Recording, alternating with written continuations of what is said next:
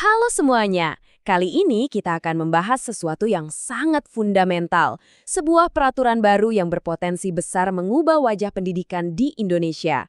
Anggap saja ini cetak biru baru yang mendefinisikan ulang apa itu proses belajar di sekolah kita. Coba deh kita bayangin sejenak, gimana ya rasanya kalau ada sebuah ruang kelas di mana setiap murid itu benar-benar sadar kenapa mereka belajar, merasa setiap pelajaran itu nyambung sama hidup mereka, dan yang paling penting, mereka merasa senang selama prosesnya. Nah, pertanyaan ini adalah inti dari semua yang akan kita bahas. Dan ini dia yang menarik, ini tuh bukan lagi sekedar angan-angan atau mimpi, ini adalah tujuan resmi dari sebuah peraturan pemerintah yang baru yang memang dirancang secara spesifik untuk mewujudkan cita-cita tadi menjadi kenyataan di setiap sekolah di seluruh Indonesia. Oke, supaya kita lebih terstruktur, kita akan bedah ini dalam 5 bagian utama ya. Kita mulai dari kenapa sih perlu ada yang baru, terus kita masuk ke jantung filosofinya, lihat gimana prosesnya dijalankan, pahami pendekatan penilaiannya yang beda banget, dan terakhir, kita coba bayangkan seperti apa sih ruang kelas di masa depan nanti. Oke, kita mulai dari pertanyaan yang paling mendasar. Kenapa sih harus ada perubahan? Kenapa kita butuh cetak biru yang benar-benar baru untuk proses belajar? Jawabannya ternyata ada di dalam peraturan itu sendiri.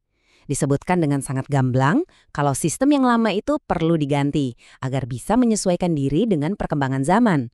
Intinya sih simpel, dunia kan terus bergerak maju ya, teknologi makin canggih, tantangan sosial juga beda. Jadi cara kita mendidik ya harus ikut berevolusi juga dong. Nah, sekarang kita masuk ke bagian intinya banget. Ini adalah inti filosofis dari peraturan baru ini. Saya suka menyebutnya sebagai jantung dari pendekatan pembelajaran yang baru, karena dari sinilah semua semangat dan tujuannya berasal. Dan inilah dia, 3 pilar utamanya. 3 kata yang kelihatannya sederhana, tapi punya makna yang dalam banget. Berkesadaran, bermakna, dan menggembirakan. 3 kata inilah yang jadi fondasi baru untuk setiap proses belajar mengajar. Yuk, kita bedah satu persatu. Pertama, berkesadaran. Maksudnya apa sih? Gampangnya gini, proses belajar itu harus bisa bantu murid paham kenapa mereka harus belajar sesuatu. Jadi bukan cuma disuruh hafal. Kalau mereka sudah ngerti tujuannya, motivasi itu akan muncul dari dalam diri mereka sendiri, bikin mereka lebih aktif dan mandiri. Selanjutnya, bermakna. Nah, ini adalah jawaban dari pertanyaan klasik semua murid. Buat apa sih saya belajar ini? Belajar yang sesungguhnya itu terjadi bukan saat kita bisa mengulang fakta, tapi saat kita bisa pakai ilmu itu di kehidupan nyata. Saat kita bisa lihat koneksi antara apa yang dipelajari di kelas dengan dunia di luar sana. Dan yang terakhir, menggembirakan. Ini bukan berarti belajar harus selalu kayak main game ya, tapi suasananya harus positif. Harus ada tantangan yang bikin semangat, bukan yang bikin stres dan menyerah. Karena secara psikologis pun, emosi yang positif itu terbukti banget bisa meningkatkan daya ingat dan kreativitas. Jadi, ini bukan soal senang-senang, tapi soal efektivitas. Oke, kita udah paham nih filosofinya. 3 prinsip tadi kedengarannya ideal banget kan? Pertanyaannya sekarang, gimana caranya 3 hal tadi, berkesadaran, bermakna, dan menggembirakan, bisa diterapkan di praktek sehari-hari di kelas? Mari kita lihat kerangkanya.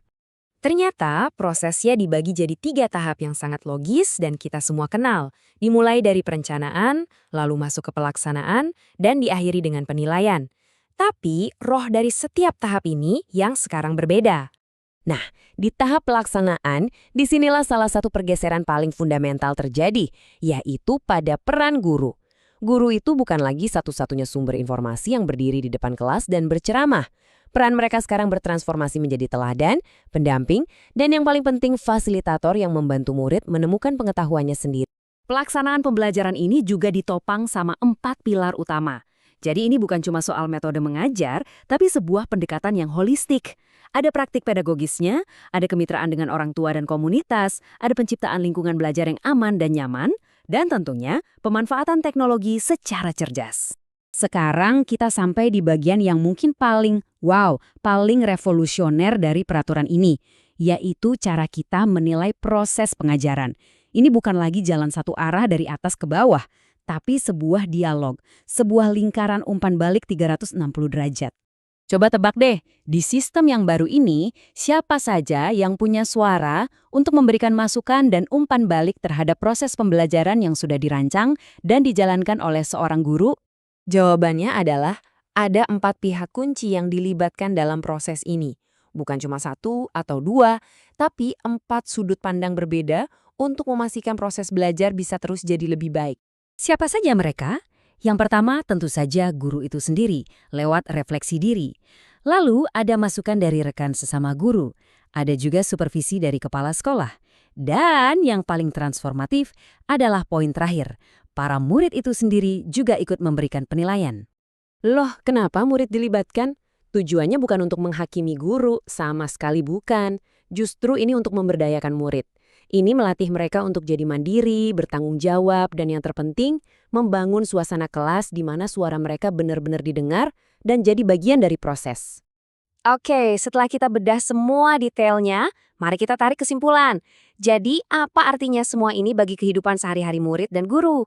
Kayak gimana sih wujud nyata ruang kelas di masa depan dengan cetak biru ini? Kalau kamu seorang murid, ini artinya kamu akan lebih banyak terlibat aktif, bukan cuma jadi pendengar pasif. Pelajaran akan terasa lebih relevan dan suasana kelas jadi lebih positif. Kamu akan punya suara, dan kamu akan melihat gurumu bukan lagi sebagai instruktur, tapi sebagai mentor yang siap mendampingi perjalanan belajarmu. Jadi, tujuan utamanya adalah ini, menciptakan sebuah ekosistem pendidikan yang dibangun di atas fondasi rasa saling menghormati. Sebuah lingkungan di mana kolaborasi antara guru, murid, dan orang tua itu jadi hal yang normal, yang semuanya didorong oleh satu hal yang sama, gairah dan semangat untuk belajar bersama. Nah, ini membawa kita ke pertanyaan terakhir yang lebih besar. Perubahan ini kan bukan cuma soal ganti aturan administrasi, ini adalah pergeseran paradigma. Pertanyaan besarnya sekarang adalah, bagaimana cetak biru baru untuk pembelajaran yang sadar, bermakna, dan menggembirakan ini pada akhirnya akan membentuk masa depan satu generasi bangsa kita?